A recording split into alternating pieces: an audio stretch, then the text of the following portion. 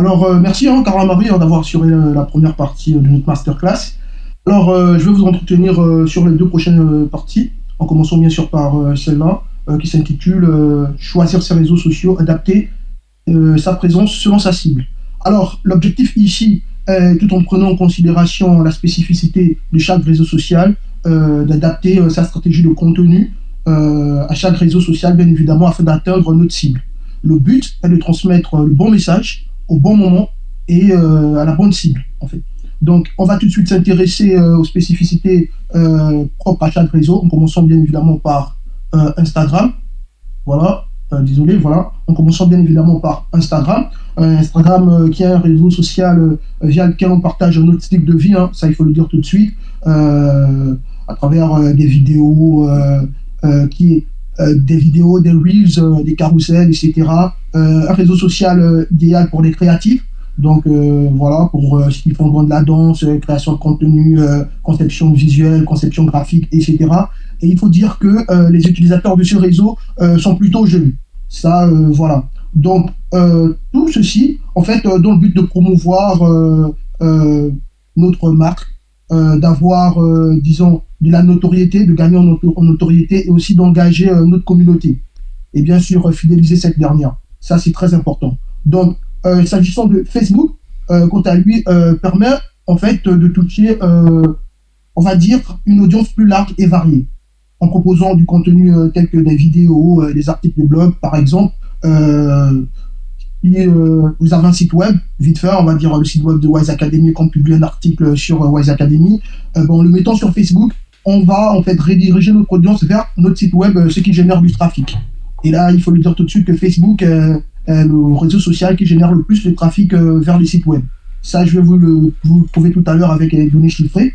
Donc, aussi, hein, Facebook permet de créer des événements, donc comme celui qui nous réunit aujourd'hui. Beaucoup parmi nous sont là grâce à l'événement qui a été créé sur le Facebook de Wise Academy. Donc voilà. Et Facebook Ads, là, il faut dire que la publicité Facebook, oui, on fait la publicité sur Facebook, comme disait Cara Marie tout à l'heure. Facebook est une plateforme qui nous permet également de promouvoir nos biens et services grâce à la publicité Facebook. Mais nous abordons cette thématique plus en détail dans notre formation certifiante de 5 jours, éligible au CPF. Voilà. Donc, on va vous apprendre à segmenter, cibler, etc. Donc, s'agissant de LinkedIn, voilà, désolé, LinkedIn, voilà, donc là, comme disait Cara Marie, et là je vais revenir là-dessus, LinkedIn reste en fait un réseau professionnel de réseautage et de mise en relation entre les professionnels et les recruteurs. Donc qui dit professionnel dit du contenu axé sur les études scientifiques, bien évidemment l'actualité qui caractérise le monde professionnel, donc les success stories, les conditions dans le monde du travail. En ce moment, on a par exemple le hashtag bref, etc., qui fait bien le buzz sur LinkedIn. Et tout ça, en fait, dans un cadre bien professionnel. L'objectif est, bien évidemment, d'une part, pour les entreprises, de mettre en évidence leur expertise, en gagnant en notoriété, bien évidemment, aussi de trouver des profils à la hauteur, bien évidemment, de leurs attentes. Et d'autre part, on a les particuliers, donc entendez par là les professionnels qui partagent leurs recherches, leurs pensées, avis, astuces, etc. Et aussi candidater aux offres des entreprises. Donc, pour ce qui est du TikTok, voilà, le réseau social buzz du moment, on va le dire, hein, il demeure un réseau de prédilection pour ceux qui souhaitent atteindre la génération Z.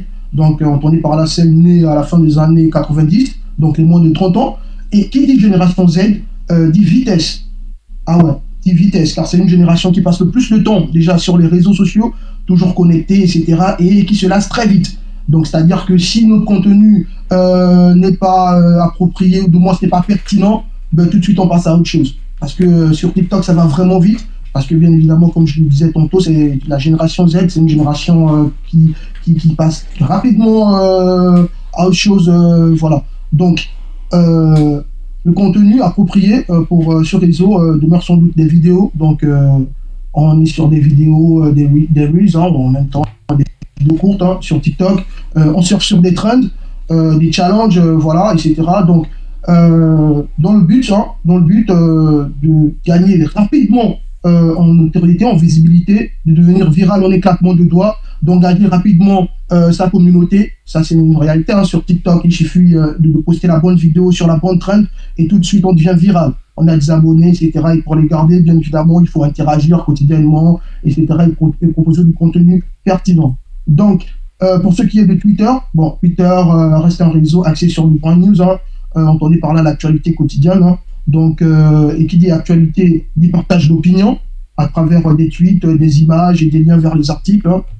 Voilà. Donc, pour appuyer ce que je viens de présenter, donc, dans cette partie, je vais vous partager les chiffres des réseaux sociaux en 2025. Une étude qui a été réalisée par We Are Social. Donc, voilà, c'est un site des professionnels du digital. Donc, je vais vous partager l'étude tout de suite, un instant. OK. Donc, les réseaux sociaux en 2025, chiffrés, bien évidemment. Donc, j'ai choisi 3. Donc, Facebook, Instagram et TikTok. Donc là, il y a une liste, par exemple, des 10 réseaux sociaux en 2025. Donc, on voit en numéro 1, on a Facebook, avec 3 milliards d'utilisateurs, suivi de YouTube et Instagram. Et en 5e place, on a TikTok. Donc, vous voyez que vraiment, c'est très important aujourd'hui de promouvoir son savoir-faire, du moins ses biens et services sur les réseaux sociaux. C'est très important. Voilà. Donc, pour ce qui est de Facebook, voilà, notons que Facebook, c'est 3,7 milliards d'utilisateurs actifs mensuellement. Voilà, ça en dit long déjà. C'est 35 millions d'utilisateurs actifs chaque mois en France.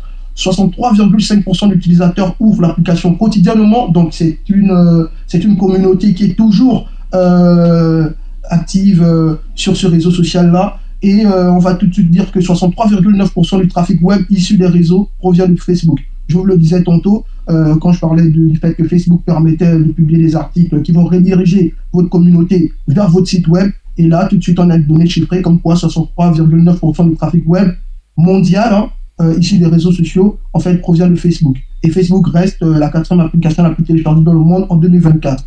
Donc là, ça c'est ce qui concerne Facebook. Ensuite, on a Instagram. Donc voilà, Instagram, c'est quand même 2 milliards d'utilisateurs mensuels, en 27,7 millions d'utilisateurs actifs en France. Voilà, Instagram est le 3e réseau social le plus utilisé au monde.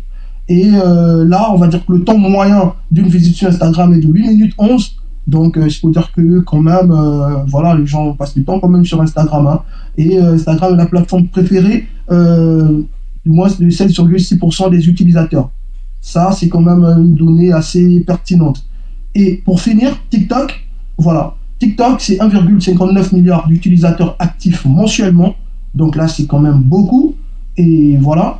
Donc 22 millions d'utilisateurs actifs en France, hein, mensuellement en France. Il reste le 5e réseau social. Je vous ai montré la liste tout à l'heure, le plus actif en février 2025. Donc là, c'est pour vous dire que l'étude, elle est quand même récente. TikTok représente 955 pays disponibles en plusieurs langues. Donc, c'est pour dire que vraiment, on a de l'audience hein, sur TikTok. Et voici une donnée quand même assez pertinente. Dans le monde, l'utilisateur moyen passe 34,56 heures par mois sur TikTok. Donc, c'est l'un des réseaux les plus utilisés. Vraiment, la génération Z, comme je vous le disais tantôt, c'est une génération qui passe plus de temps sur les réseaux. Et son réseau de prédilection, c'est TikTok, en fait. Et dans le monde, l'utilisateur moyen TikTok, un utilisateur TikTok en moyenne ouvre cette appli 358 fois par mois. À dire que c'est beaucoup vraiment. Donc ces données-là nous permettent en fait de comprendre que les réseaux sociaux sont très importants aujourd'hui pour promouvoir nos biens et services, nos activités, etc. Donc on va revenir sur la présentation. Voilà, et là nous sommes à la 4e partie. Désolé hein, si je vais un peu vite. Voilà. On a quand même du temps à respecter, ok. Donc la 4e partie, les bonnes pratiques pour publier du contenu, les fréquences, etc. Donc, comme je disais tantôt, l'objectif est de savoir quoi publier, sur quel réseau, quand, à quelle cible proposer notre contenu. Voilà, donc dans cette partie, je vais vous partager quelques outils et astuces qui vont optimiser votre présence en ligne. Donc tout d'abord, s'agissant du contenu, il faut du contenu varié. Ça, il faut le dire tout de suite, hein, le temps doit correspondre aux produits, aux services qu'on propose. Par exemple, le temps utilisé pour un service en formation et perfectionnement du professionnel pour une entreprise qui fait dans la formation et le perfectionnement des professionnels, etc., ne peut pas être le même qu'une entreprise qui propose des jouets pour enfants. Est-ce que vous comprenez la différence? Donc, du coup, il faut vraiment adapter le ton à la cible qu'on veut atteindre, tout en restant authentique. Il faut vraiment adapter notre contenu à notre cible et bien évidemment à la plateforme choisie pour promouvoir notre activité. Donc, chaque plateforme a ses spécificités, donc format de publication, etc.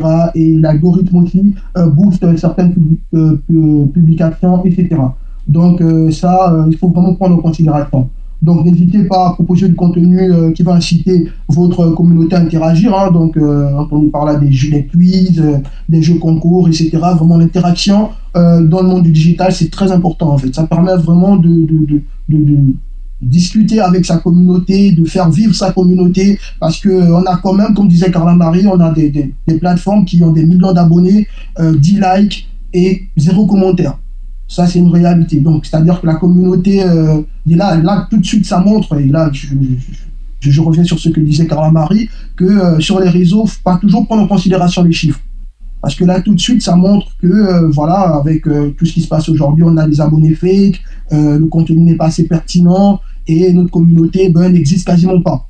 Donc là, vraiment, il faut prendre en considération tous ces paramètres. Donc, s'agissant de la fréquence de publication, moi, je dirais tout de suite qu'il faut trouver le juste milieu entre ne pas être trop absent ou encore trop présent sur les réseaux. En étant trop absent, bien évidemment, on ennuie sa communauté, on n'a pas de contenu, etc. Et en étant trop présent, on va dire que là, tout de suite, on va lasser la communauté parce qu'on va bombarder quotidiennement des visuels, des vidéos, etc. Voilà. Parfois, la communauté se lasse, hein, c'est-à-dire que oui, bon, tu vois tous les jours, voilà, c'est un peu lassant. Voilà. Donc, pour Instagram, vous pouvez aller à 3 à 5 publications par semaine. C'est pas mal, des stories, etc. Voilà, des quiz.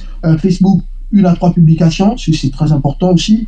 Créer des événements, c'est très important pour avoir une activité, voilà, un produit, etc.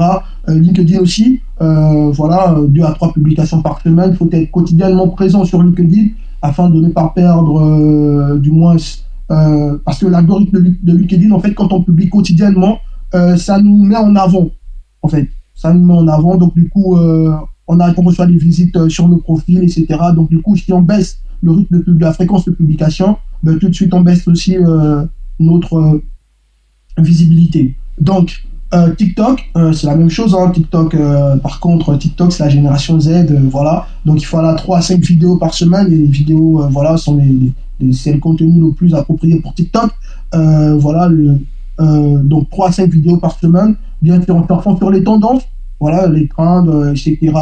La musique à la mode en ce moment et tout, histoire de gagner en visibilité, surfer sur cette vague-là. Et voilà. Donc, s'agissant des outils de gestion de publication, il faut tout de suite noter que grâce à l'automatisation des tâches, hein, aujourd'hui, on a des outils qui permettent de programmer nos publications, donc parmi lesquels Buffer, ensuite Meta. Voilà, ça aide à programmer nos publications sur une longue période. Là, au moins, on peut se concentrer sur notre marketing, notre produit et tout. Pour les publications, elles sont automatiquement programmées et publiées grâce à l'automatisation des tâches aujourd'hui. Voilà. Nous avons également des outils qui nous permettent de créer du contenu, comme Canva par exemple, qui a été créé pour les PME qui n'ont pas de gros budget à investir dans l'infographie. Donc du coup, avec Canva, on a des templates qui sont tout prêts. On a on a une stratégie de glisser-déposer. Vraiment, c'est facile. On peut s'inspirer de ce qui a déjà été fait, etc. Et vraiment, ça facilite vraiment la création de contenu. Donc, on a également des outils qui permettent de faire du reporting, parce que c'est très important. Donc, entendez par là, par reporting, voilà, avoir une idée sur les performances de notre stratégie de contenu. Donc, avec Meta, par exemple, Meta Business, Facebook Insight, on a des données chiffrées quand même, aucune donne une idée sur les performances de notre contenu. Donc, on va plus en détail, pour terminer, on va plus en détail, je pense que, ok, on va plus en détail hein, sur l'utilisation de ces outils-là dans notre formation de 5 jours en marketing digital et éligible au CPF. Donc, au sein de grâce à cette formation, vous allez apprendre à utiliser votre contenu, etc., sur ces différents outils. Donc, pour terminer, pour résumer, voilà, je dirais qu'il faut retenir hein, qu'aujourd'hui, pour mieux promouvoir son activité, il faut se digitaliser. Ça, je le dis tout de suite. Ne pas faire, et ça, c'est un penseur qui l'a dit un jour, ne pas faire de la promotion de son activité sur les réseaux de nos jours, hein, qui sont accessibles au plus grand nombre, revient à faire un clin d'œil à une fille dans le noir. Donc, du coup, vraiment, pour promouvoir son activité, il faut se digitaliser. En prenant en compte, bien évidemment, l'élaboration d'une bonne stratégie, comme disait Carla Marie, la création d'un bon contenu pertinent, poster le bon message au bon moment et à la bonne cible, et vraiment, au final, faire le suivi des performances de notre stratégie. Donc, je terminais. Je vais te remettre la parole, Carla Marie, pour la phase questions-réponses. Merci pour votre attention.